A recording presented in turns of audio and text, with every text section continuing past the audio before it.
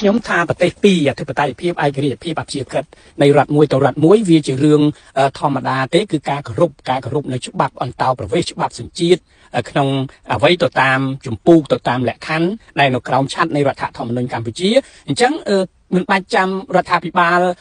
យួនហ្នឹងគឺរដ្ឋាភិបាលក្រុងហាណូយហ្នឹងមកនិយាយដដែលហើយដដែលទៀតមិនថាប្រមុខ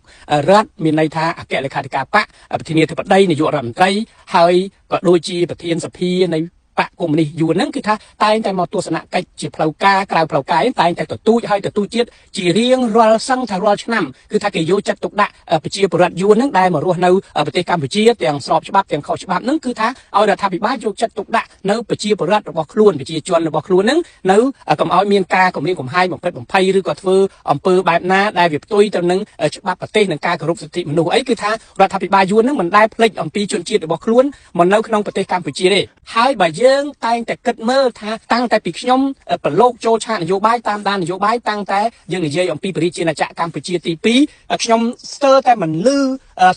ក្នុងផ្លូវការឬខ្លៅផ្លូវការណាដល់ពេលដែលយើងទៅទស្សនកិច្ចនៅប្រទេសយួនណាមិនដែលឮថាសូមឲ្យរដ្ឋាភិបាលយួនរដ្ឋាភិបាលក្រុងហាណូយជួយមើលកំបិតសិទ្ធិសេរីភាពដល់ប្រជាពលរដ្ឋខ្មែរកម្ពុជាក្រោមដែលជាប្រជាពលរដ្ឋខ្មែរយើងតាំងពីបរមបុរាណដូនតាណាមកគឺថាយើងអត់ដែលឮថាថ្នាក់ដឹកនាំយើងបានបង្ហាញជាគោលជំហរផ្លូវការជាជំហរបើកលាតត្រដាងណាថាសូមឲ្យរដ្ឋាភិបាលយួនកុំដាក់ការគៀបសង្កត់ធ្វើបាបទរណកម្មដល់ពលរដ្ឋខ្មែរកម្ពុជាក្រោមបាទអញ្ចឹងហើយក្នុងនាមជាប្រមុខនៃបកក្រៅរដ្ឋាភិបាលប្រធានគណៈបកជំនាន់ថ្មីខ្ញុំទទូចអំពីវនីលសំណុំពរឲ្យរដ្ឋាភិបាលនៃប្រជាជាតិកម្ពុជាដែលដឹកនាំដោយលោកនាយករដ្ឋមន្ត្រីហ៊ុនម៉ាណែតគឺថាសូមឲ្យយើងមានការសំណុំពរនៅពេលដែលយើងមានទស្សនកិច្ចផ្លូវការឬក៏ក្នុងទំនាក់ទំនងការទូតការបរទេសណាហ្នឹងគឺថាតាមរយៈក្រសួងការបរទេសនៃប្រទេសកម្ពុជាអីគឺថាត្រូវតែស្នើឲ្យរដ្ឋាភិបាលក្រុងហាណូយជួយមើលក្នុងនាមជាប្រជាពលរដ្ឋខ្មែរកម្ពុជាក្រោមហើយក្នុងនាមជា